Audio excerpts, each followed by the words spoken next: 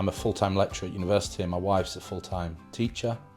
And we've got 2 young children, but we managed to balance that and fostering fairly well. But it is a chaotic house, and the children generally like being involved in that busy family life.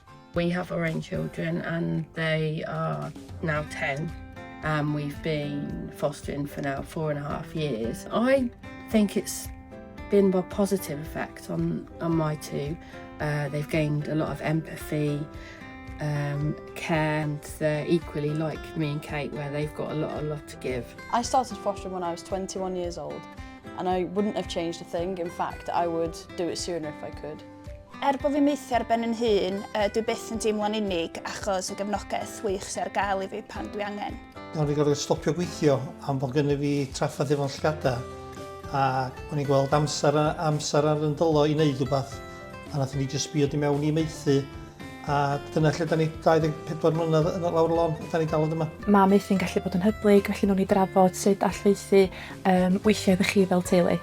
Everybody can bring something to the table with local authority fostering.